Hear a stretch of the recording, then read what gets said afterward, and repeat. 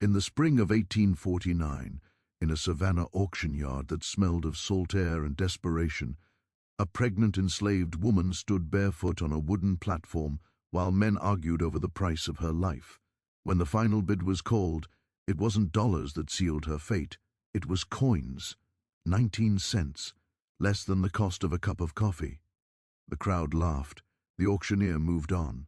but what no one realized that morning was that this transaction would unravel a secret so dangerous that powerful families would spend decades trying to bury it, because the woman sold for pocket change carried a connection that tied her survival to a crime no one was supposed to discover. The auction yard in Savannah that spring morning of 1849 was already loud before the first ember paths, because memory was sometimes the only weapon left. But her thoughts kept circling back to the absurdity of the price. 19 cents, the weight of it in her mind, because it told her something important, something she had not yet fully grasped, that her previous owner had not merely wanted her gone, he had wanted her gone cheaply, quickly, without questions, as if speed mattered more than profit, as if there was urgency behind the sale, and that realization unsettled her more than the destination itself. The road out of Savannah stretched long and uneven, the city sounds fading into the rhythm of hooves and wheels, and with each mile Dinah felt herself being carried farther from any witness, any chance encounter, any stray kindness that might interrupt what was clearly intended to happen. And yet, even as dread tightened around her thoughts, another memory surfaced unbidden, a fragment of a conversation she had overheard years earlier,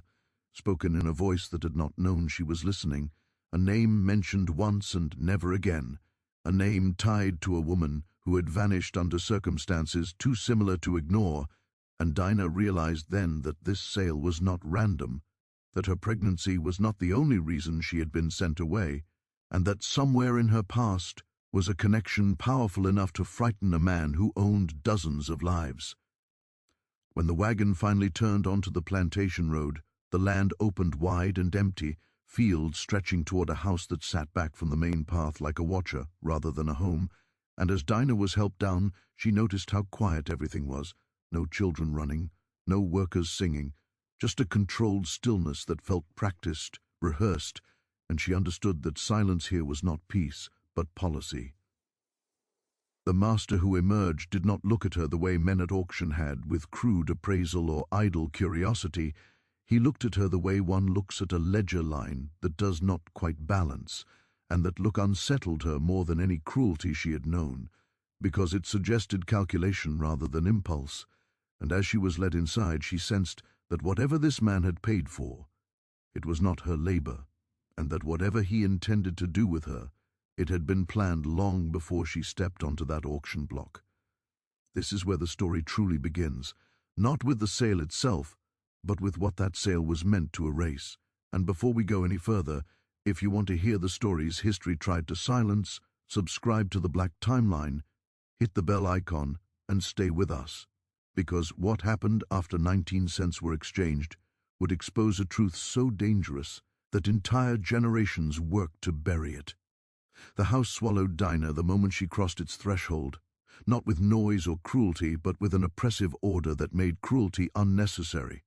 because everything here had already been arranged, every movement anticipated, every outcome rehearsed, and as the door closed behind her, she felt the finality of it settle in her chest, the knowledge that she had not been brought here to live out her days, but to complete a purpose that had nothing to do with her survival. And the master's name, spoken by others with a careful respect, was Elias Whitcomb, a man known along the coast not for temper or excess but for discretion, the kind that kept one's name clean while unspeakable things happened just beyond the edge of polite conversation. Dinah was not taken to the quarters immediately. Instead, she was led through the house itself, past rooms furnished not for comfort but for display, portraits of stern men and pale women lining the walls like witnesses who had agreed never to speak. And it was there, in the quiet corridor near the back stair, that she noticed the first detail that unsettled her more than the silence, the faint, sharp scent of lime beneath the polish and soap, a smell she recognized from burial grounds and sick rooms, a smell that did not belong in a home. Whitcomb did not speak to her directly at first, he observed, asked questions through an overseer, measured her not in strength or skill but in time, calculating weeks, perhaps months, his eyes narrowing racks and customs that turned murder into management. When he left, Dinah sat alone in the fading light and felt the weight of generations press down on her. The knowledge that this system was designed to erase not just bodies but stories, to make disappearance look like misfortune, and yet even in that despair, a fragile thread of defiance remained, because she understood now that her survival depended not on strength or obedience but on connection, on the very thing Whitcomb feared enough to pay almost nothing to eliminate, her link to someone whose existence threatened his carefully constructed silence. And as the house settled into its nightly stillness, Dinah placed her hand over her stomach and made a silent vow, not just to protect the life within her, but to remember everything, every name, every sound, every smell, because memory, she realized, was the one thing this place could not bury. And somewhere beyond these fields, beyond this house built on secrets, there were people who still listened for whispers like hers, people who knew that the truth once spoken could travel farther than any chain. By the time Dinah understood that survival here would require more than silence, the plantation had already begun to close in around her like a mechanism set in motion long before she arrived, each cog turning smoothly, invisibly, and she realized that the most dangerous thing about Whitcomb's world was not its cruelty but its efficiency, because nothing was improvised, nothing left to chance, and that included the way information moved, or didn't, among the people trapped within it. She began to notice patterns in the days that followed, subtle shifts that might have gone unnoticed before, but now stood out with a terrifying clarity. Certain doors were locked only at night, certain paths were avoided entirely, and certain servants changed when asked to perform tasks near the rear cellar, their eyes dropping, their voices tightening, their movements becoming hurried as though proximity itself carried risk. Dinah learned to read these signs the way others read the weather, sensing storms long before they arrived, and she understood that if she was to find a way out, she would need allies who already lived inside the cracks of this place, people who knew where the walls were thin and where sound could travel without being heard. It was during one of her supervised walks, the overseer distracted by a visitor at the gate, that she caught the eye of a man working near the smokehouse, an older enslaved carpenter, whose limp slowed him just enough to give him reason to stay behind when others were rushed along, and in that brief exchange of glances passed something unspoken but unmistakable, a recognition born not of shared suffering alone, but of shared awareness, the understanding that some truths were too heavy to carry alone. That night, long after the house had gone quiet, Dinah heard the softest knock against the wall behind her bed, not loud enough to alert anyone passing, but deliberate, followed by a pause, then another knock in a pattern that felt intentional, and when she pressed her ear to the wall she heard a whisper so faint she almost believed she imagined it, a warning not to sleep too deeply, not to eat everything she was given, and above all not to let the woman who recorded her condition see fear on her face, because fear was information, and information was currency here. The whisper faded, leaving Dinah trembling not with terror but with the sudden, dangerous spark of hope, because hope meant something might be possible, and possibility was something Whitcomb's world could not tolerate. Over the next several days, the carpenter found small ways to pass her fragments of understanding, never in full sentences, never in direct accusations, but in references to times and places, to women who had arrived quietly and left without ceremony, to nights when the cellar door had been opened and closed before dawn, to shipments of lime, ordered far more frequently than any plantation could justify, and Dinah began to see how the entire operation was sustained not by ignorance but by enforced normalcy, by the collective agreement to treat horror as routine in exchange for survival. She also learned something more dangerous, that Whitcomb was not acting alone, that his actions were known to certain officials in Savannah, men who benefited from his discretion and his donations, men who had learned long ago that some questions were better left unasked, especially when the answers threatened the stability of a system they depended on.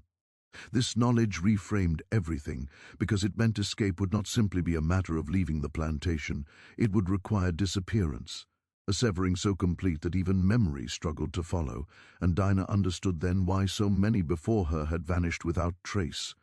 swallowed not just by the land, but by the silence surrounding it. As her pregnancy advanced, so too did Whitcomb's interest, his visits becoming more frequent, his questions more precise, his tone increasingly urgent beneath its calm veneer, and Dinah sensed that a timeline existed, one she was not meant to see, but whose end was already determined. It was during one such visit that he let slip a detail he did not realize she would understand, a reference to a shipment expected from Charleston, something that needed to be resolved before its arrival, and Dinah recognized the coded language immediately, the way death was discussed as scheduling rather than violence, and she felt the weight of time pressed down on her like a closing fist. That night, when the carpenter returned to the wall, his whisper carried a new edge of urgency, telling her that arrangements were being made, that someone from town would arrive soon, and that once that happened, there would be no turning back because Whitcomb did not allow unfinished business to linger.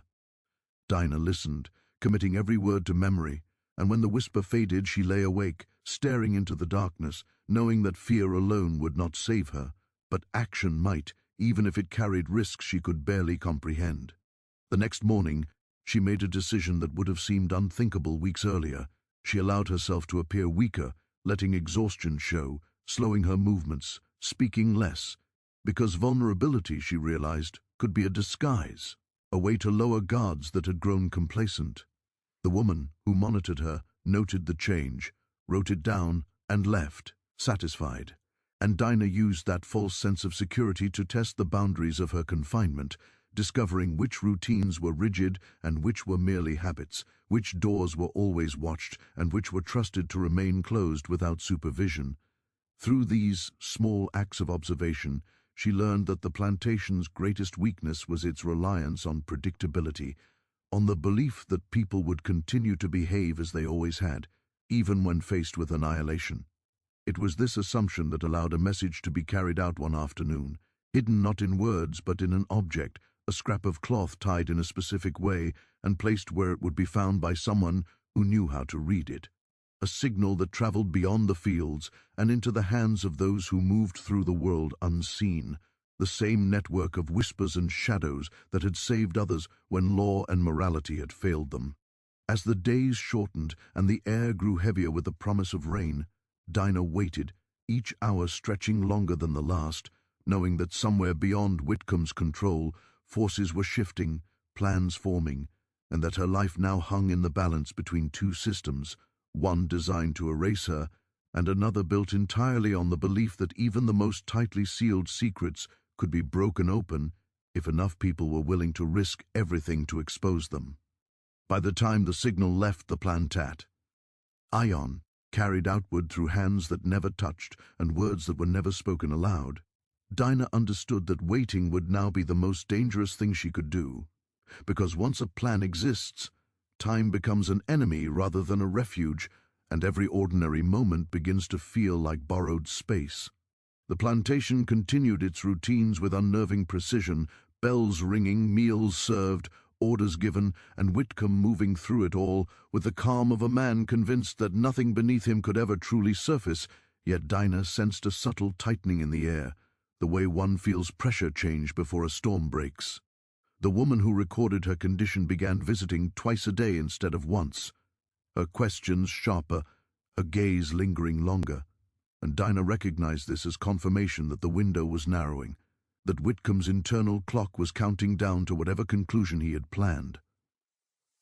At night, the sounds beneath the floor grew more frequent, not louder but more deliberate, as if preparations were being made, and Dinah lay awake tracing the pattern of footsteps overhead, memorizing who moved when, how long the house slept before it stirred again,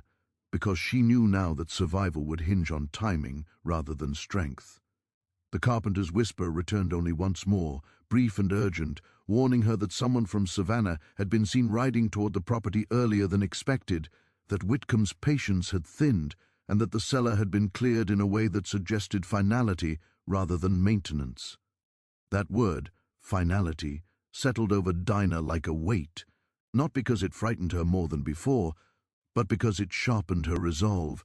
transforming fear into something colder and more focused, the kind that allowed her to think several steps ahead even as her body ached, and her breath came heavier with each passing day. She began to rehearse every movement in her mind, visualizing routes through the house she had only glimpsed in passing, remembering which floorboards creaked and which doors opened silently, and she noticed how Whitcomb's confidence had made him careless in small ways, relying on his reputation and his connections to shield him from scrutiny, assuming that no one would ever look closely enough to notice what was missing. During one afternoon inspection, as Whitcomb spoke calmly about the weather and the harvest, Dinah caught a fleeting glimpse of something else in his eyes, a tension that betrayed his certainty, and she realized that even men like him feared disruption, not because it threatened their morality, but because it threatened their order. That knowledge became her anchor, because order could be interrupted, and once interrupted, it could unravel quickly. As evening fell, a sudden storm rolled in from the coast, heavy and loud, the kind that masked smaller sounds beneath its fury, and Dinah understood immediately that this was no coincidence, that whoever had received the signal had chosen this night deliberately, knowing that chaos, even natural chaos, could be used as cover. The house reacted predictably, servants rushing to secure windows and doors, attention divided, supervision loosening just enough to create space where none had existed before, and Dinah felt the shift like a door opening inside her chest. When the time came, it was not announced with drama or confrontation, but with a simple interruption. A lamp left unlit, a door left unlatched, a corridor momentarily empty where it should not have been. And Dinah moved, her body responding to memory and instinct rather than conscious thought, guided through the dark by hands that appeared and disappeared without names or faces. She did not see the carpenter again, did not hear another whisper, but she felt the presence of others moving with purpose, redirecting attention, creating small distractions that rippled outward, pulling Whitcomb's world just far enough off balance to allow her passage. As she was led away from the house, through paths that avoided the open ground, Dinah caught one last glimpse of the cellar door, now firmly shut, and she understood that whatever lay beneath it would remain hidden for now, protected by the same silence that had allowed it to exist. But she also knew that silence had been cracked, even if only slightly, and that cracks had a way of spreading. The journey that followed was not swift or simple, but it was deliberate, marked by pauses and detours that emphasized caution over speed, because the goal was not escape alone but erasure, the complete severing of Dinah from the narrative Whitcomb had written for her. As the plantation receded into the darkness behind her, swallowed by rain and distance, Dinah felt a strange mixture of grief and relief, knowing that while she had left death behind, she carried with her the weight of those who had not, their stories pressing against her memory, demanding not to be forgotten. And as dawn began to break far from the house built on secrets, Dinah realized that her survival was no longer just an act of resistance, but a responsibility, because somewhere ahead lay a truth powerful enough to threaten men like Whitcomb, and she was now one of the few living witnesses capable of carrying it beyond the reach of their silence. The journey after the plantation unfolded as a sequence of carefully measured movements rather than a single flight, because the people guiding Dinah understood that haste drew attention, and attention was the one thing Whitcomb's world excelled at weaponizing, so they moved her through the margins of the landscape where lives passed unnoticed, along flooded paths and through abandoned fields where rain erased footprints as quickly as they were made, and Dinah learned to match her breathing to the rhythm of those who escorted her, to trust hands that never lingered, and voices that rarely rose above a whisper. Each stop along the way revealed another layer of the hidden network that had reached into Whitcomb's domain without his knowledge, a chain of individuals bound not by law or uniform, but by a shared refusal to accept disappearance as an ending, and Dinah began to understand that her escape was not an isolated miracle, but the result of years of quiet resistance, of routes memorized and signals refined through repetition and loss. She was sheltered in places that bore no outward sign of sanctuary, barns that smelled of damp hay, kitchens that continued their daily routines as if nothing extraordinary were happening, back rooms where curtains stayed drawn even during daylight, and in each space she encountered people who did not ask for her story all at once, because they already knew enough, because fragments of her situation had traveled ahead of her, stripped of names and details but heavy with implication.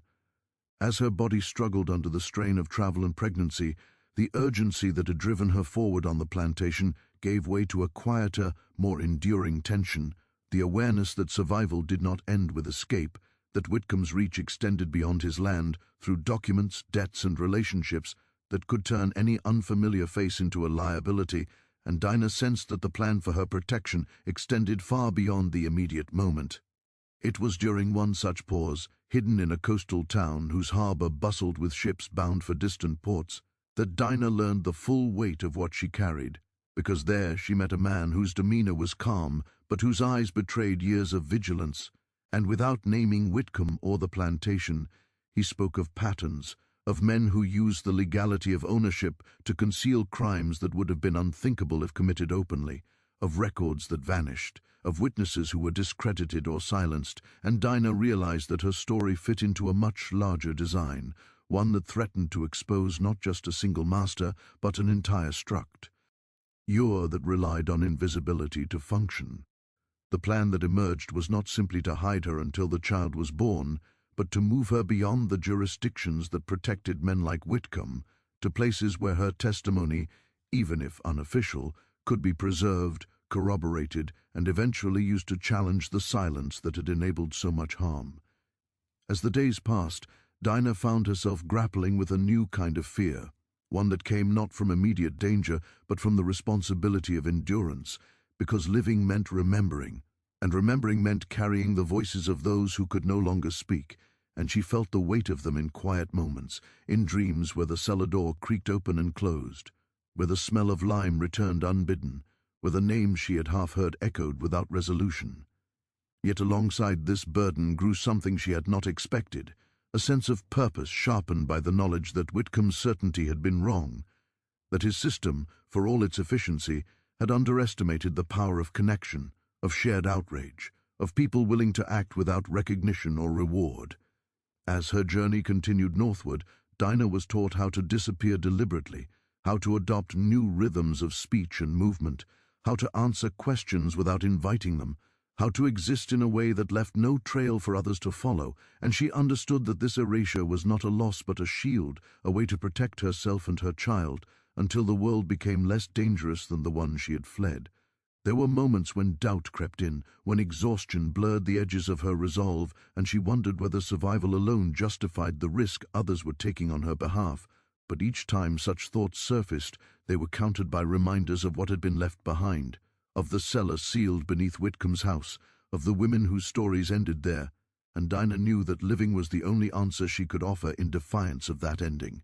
By the time the sound of the ocean faded behind her and new landscapes opened ahead, Dinah had become something Whitcomb had never anticipated, not a problem quietly resolved, but a living thread connecting hidden crimes to the possibility of exposure. And as she placed her hand over her stomach and felt the steady assurance of life continuing despite everything meant to prevent it, she understood that the escape was only the midpoint of her story, that what lay ahead would demand patience, courage, and memory in equal measure, because the truth she carried was dangerous, not because it was sensational, but because it was undeniable, and once spoken, it could not be buried again. As the journey carried Dinah farther from the plantation, and deeper into territories where Whitcomb's name held less immediate power, the nature of danger shifted rather than disappeared, becoming quieter, more bureaucratic, wrapped in papers and questions instead of chains and walls, and Dinah learned quickly that freedom was not a destination but a constant negotiation with systems that had been designed without her survival in mind. She was moved inland, away from the ports that could draw unwanted attention, into communities where abolitionist sympathies existed but were never advertised, where help was offered in glances and gestures rather than declarations, and she came to understand that secrecy here was not fear, but strategy, the hard-earned wisdom of people who had watched good intentions collapse under the weight of exposure. In these places, Dinah was given time to rest, her body finally allowed to slow after weeks of movement, yet even in rest, her mind remained alert, cataloguing sounds and faces, because she knew too well how easily safety could become illusion. It was during this period of stillness that she was first asked, not demanded, not pressured, but carefully invited, to speak about what she had witnessed, and the request itself revealed the difference between those who sought to use her story and those who sought to protect it, because they did not push for names or dates, did not insist on details that could endanger her or others, but instead listened for patterns, for confirmations of what they already suspected but could never prove. As she spoke in fragments, choosing her words with the same caution that had once governed her silence, Dinah saw how the listeners exchanged looks of grim recognition, how her account fit seamlessly into a larger mosaic of rumors, partial testimonies, and unexplained disappearances that had circulated for years without coalescing into something actionable, and she realized that Whitcomb's greatest defense had not been secrecy alone but fragmentation, the way truth had been scattered so widely that no single piece seemed substantial enough to challenge him. This understanding brought both relief and frustration, because while it meant she was not alone in what she had witnessed, it also meant that justice, if it came at all, would be slow, contested, and incomplete, shaped as much by political convenience as by moral urgency. As her pregnancy advanced, the physical reality of impending birth became impossible to ignore, and plans were adjusted accordingly, routes shortened, risks recalculated, because the child she carried was not just a life but evidence, a living contradiction to the outcome Whitcomb had intended, and everyone involved understood that protecting that life was inseparable from protecting the truth it represented. Dinah was moved one final time before the birth, to a place chosen not for comfort but for obscurity, where midwives worked without questions and records were kept minimal by design, and it was there, in the quiet hours before dawn, that she felt the full weight of what she had survived, because pain has a way of stripping away abstraction, leaving only the raw, undeniable fact of existence persisting against all odds.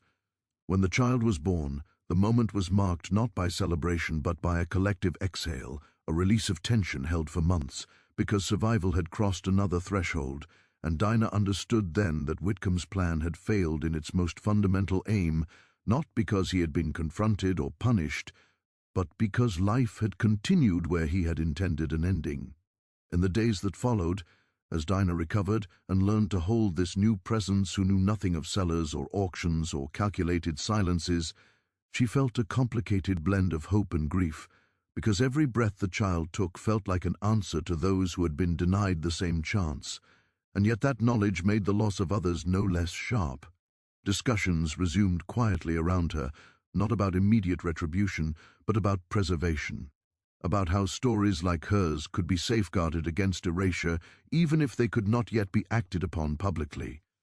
And Dinah came to understand that testimony did not always take the form of courtroom declarations or official records,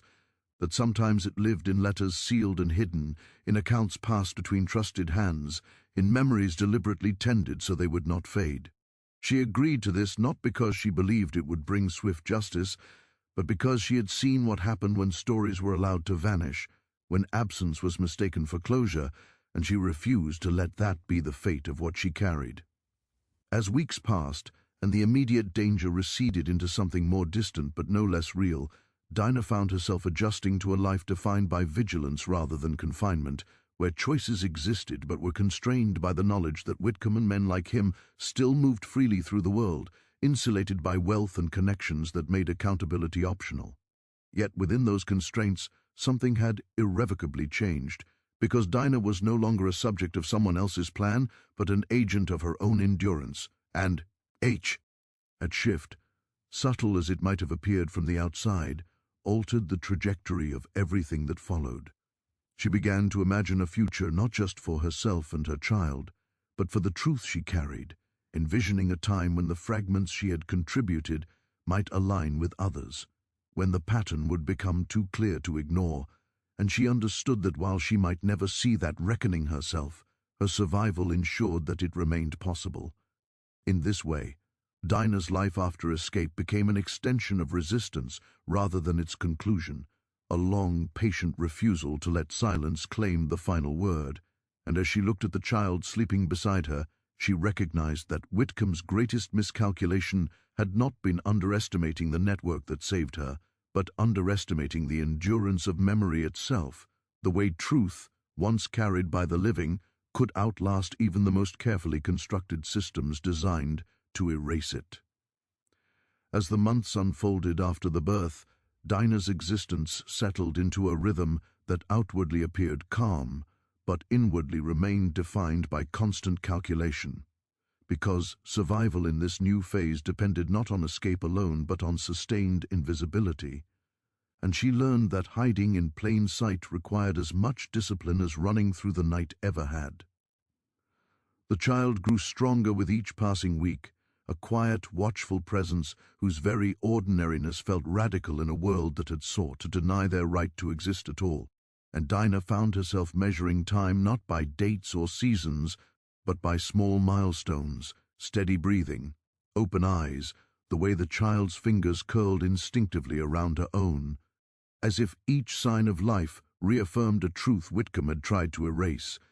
Yet even as daily routines took shape, reminders of the danger beyond her immediate surroundings never fully receded, arriving instead as whispers carried by travelers, fragments of news about plantations where women still vanished, about officials who continued to look the other way,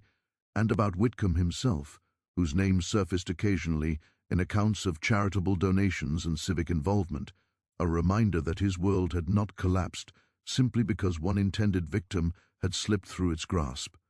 These reports did not provoke panic so much as resolve, because Dinah now understood that justice was rarely sudden or symmetrical, that systems built to protect men like Whitcomb absorbed disruption without visible damage, and that resistance often took the form of endurance rather than confrontation. It was during this time that she began contributing more deliberately to the preservation of memory, meeting quietly with those who documented abuses,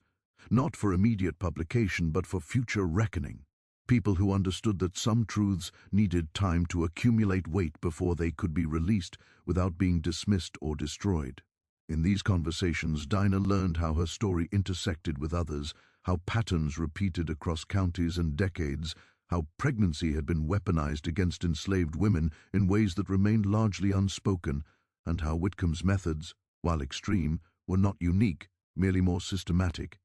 And this knowledge deepened her sense of responsibility, because she saw now that her survival offered more than testimony. It offered continuity, a bridge between isolated incidents that, once connected, revealed intent rather than coincidence. As she spoke, carefully, selectively, she became attuned to the power of framing, to the difference between recounting, suffering, and exposing structure.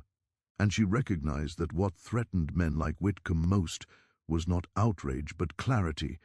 the slow, undeniable accumulation of evidence that stripped away the comfort of plausible deniability.